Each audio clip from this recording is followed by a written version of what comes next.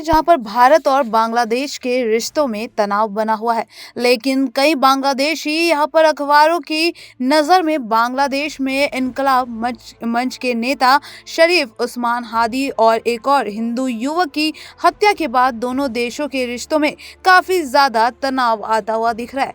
जी हाँ, बता दें कि शनिवार को बांग्लादेश ने नई दिल्ली में अपने हाई कमीशन के बाहर हुए प्रदर्शन पर विरोध दर्ज किया था। इसके बाद भारतीय विदेश मंत्रालय के प्रवक्ता रणधीर जायसवाल ने कहा था कि इस घटना को लेकर भारत ने बांग्लादेश के कुछ मीडिया में फैलाए जा रहे भ्रामक प्रोपेगेंडा को देखा है। बांग्लादेश ने कहा कि इसे केवल भ्रामक प्रोपेगेंडा कहकर खारिज ना किया जा सकता। जी हाँ, जिसे लेकर बता दें कि बांग्लादेश के अखबार डेली स्टार के मुताबिक 5 अगस्त को हुए राजनीतिक बदलाव के बाद से भारत और बांग्लादेश के रिश्तों में तनाव बना हुआ है। जी हाँ, लेकिन अब ये संबंध और ज्यादा बिगड़ते हुए नजर आ रहे हैं। दोनों देश अपने राजनीतिक मिशनों को लेकर चिंता जाहिर कर रहे हैं। वहीं पर बता दें कि जिस तरीके से बांग्लादेश के भारतीय वीजा आवेदन केंद्र ने चटगांव स्थित वीजा केंद्र को अनिश्चितकाल के लिए बंद करने की जानकारी दी है। बीते हफ्ते की शुरुआत में सुरक्षा चिंताओं के कारण ढाका, खुलना और राजशाही में IVSC को एक दिन के लिए आंशिक रूप से बंद किया गया था। ये कदम इन शहरों में चल रहे विरोध प्रदर्शनों की वजह से उठाया गया था। वहीं पर डेली स्टार ने लिखा कि कल नई दिल्ली में बांग्लादेश हाई कमीशन के पास आयोजित एक विरोध प्रदर्शन के संबंध में ढाका और नई दिल्ली से विरोधाभासी बयान जारी किए गए हैं। जी हाँ, वहीं पर बताते चलें कि मानव जमीन अखबार की मुख्य खबर है कि दिल्ली ने बांग्लादेश हाई कमीशन को मिल रही धमकियों से इनकार किया है, लेकिन दोनों देशों के संबंध यहाँ पर बिगड़ते जा रहे हैं। अखबार ने लिखा कि बांग्लादेश और भारत के बीच तनाव बढ़ता जा रहा है। दोनों पक्षों की हालिया घटनाओं ने स्थिति को और भी गंभीर बना दिया। एक समूह ने दिल्ली के सुरक्षित राजनयिक क्षेत्र में स्थित बांग्लादेश हाउस के गेट पर विरोध प्रदर्शन किया। समूह के चाणक्यपुरी में एक के बाद एक सुरक्षा घेरा तोड़ दिया। जी हां, और बांग्लादेश हाई कमीशन के गेट के सामने मोर्चा संभाल लिया। वहां पर बांग्लादेश विरोधी नारे भी लगाए गए। बांग्लादेश के हाई कमीशन के सामने कथित प्रदर्शन को लेकर बांग्लादेश के विदेश मंत्रालय ने रविवार को एक बयान जारी किया था। जी हां, इस बयान में कहा गया कि ये अनुचित घटना थी। वहीं भारत के विदेश मंत्रालय की ओर से जारी बयान में उन्होंने कहा कि सच्चाई ये है कि 20 दिसंबर को करीब 20-25 युवक नई दिल्ली स्थित बांग्लादेश उच्चायोग के सामने इकट्ठा हुए थे। उन्होंने मेमनसिंह में दीपू चंद दास की हत्या के खिलाफ नारे लगाए और बांग्लादेश में सभी अल्पसंख्यकों की सुरक्षा की मांग की है।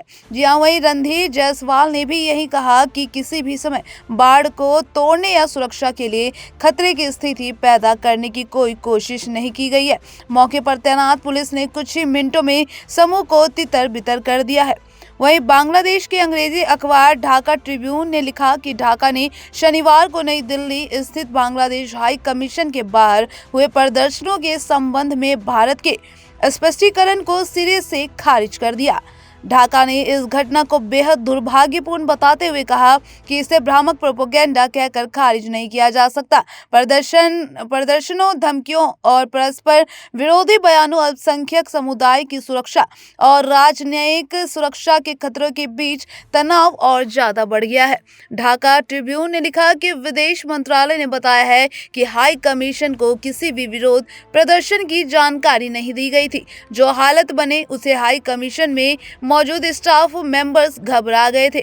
ढाका ने वियना कन्वेंशन के मुताबिक बांग्लादेशी राजनयिक मिशनों की सुरक्षा सुनिश्चित करने के भारत के आश्वासन को स्वीकार किया है, लेकिन ढाका ने भारतीय अधिकारियों के हिंदू समुदाय के लिए एक बांग्लादेशी नागरिक पर हुए एक अलग थलग हमलों को अल्पसंख्यकों पर व्यापक हमले के रूप में पेश करने के प्रयासों को खारिज कर दिया है। ढाका ट्रिब्यून ने लिखा कि विदेश मंत्रालय ने यह भी कहा है कि बांग्लादेश ने एक युवक की हत्या के संबंध में संदिग्धों को गिरफ्तार कर लिया। साथ ही इस बात पर जोर दिया गया कि देश की अंतर सामुदायिक स्थिति अन्य दक्षिण एशियाई देशों की तुलना में बेहतर है और अल्पसंख्यकों की सुरक्षा एक साझा क्षेत्रीय जिम्मेदारी है। वहीं द बंगाल देश टुडे ने लिखा कि बांग्लादेश ने नई दिल्ली में अपने हाई कमीशन के बाहर हुए प्रदर्शन पर भारत की ओर से जारी प्रेस नोट को साफ तौर पर खारिज कर दिया है। बांग्लादेश ने सवाल किया है कि प्रदर्शनकारी कैसे सुरक्षित राजनीतिक क्षेत्र में प्रवेश कर पाएंगे। बांग्लादेश ने इसे सुरक्षा में गंभीर चूक कहा है। वहीं द डेली ऑब्जर्वर ने लिखा कि रूस ने बांग्लादेश में होने वाले आम चुनाव से पहले से घरेलू स्तर पर और भारत के साथ तनाव कम करने की अपील की है। अखबार ने लिखा कि बांग्लादेश में रूसी राजदूत अलेक्जेंडर ग्रिगोरिविच खोजिन ने सोमवार को बांग्लादेश में तनाव कम करने की अपील की। उन्होंने ये अपील बांग्लादेश में होने वाले आम चुनाव से पहले अनुकूल माहौल बनाने के लिए की। राजदूत ने बांग्लादेश और उसके पड़ोसी देश भारत के बीच तनाव कम करने पर जोर दिया है। उन्होंने कहा कि ये जितना जल्दी हो उतना बेहतर है। उन्होंने कहा कि वे दोनों देशों के द्विपक्षीय संबंधों में दखल नहीं कर रहे, लेकिन उनका मानना है कि तनाव को मौजूदा स्तर से आगे बढ़ने से रोकने का रास्ता खोजना ही समझदारी है। बांग्लादेश खबर ने बता दी कि हाई कमीशन के बाहर हुए प्रदर्शन पर बांग्लादेश के विदेश मंत्रालय की ओर से उठाए गए सवालों की प्रमुखता से जगह दी है। अखबार ने लिखा कि विदेश मंत्रालय ने कहा कि दिल्ली स्थित बांग्लादेश हाई कमीशन राजनीतिक क्षेत्र में स्थित है। ये एक बेहद सुरक्षित स्थान है, तो यहाँ कथित हिंदू चरमपंथियों को इस क्षेत्र में प्रवेश करने की अनुमति क्यों दी जाएगी? यदि उन्हें आने की अनुमति नहीं दी जाती है तो ऐसी घटना की आशंका यही थी। वहीं प्रथम आलो ने अपनी वेबसाइट पर लिखा कि विदेश मंत्रालय ने कहा है कि हमारे पास कोई सबूत नहीं है, पर हमने सुना है कि भारत में हमारे उच्चायुक्त को धमकियां दी गई थी।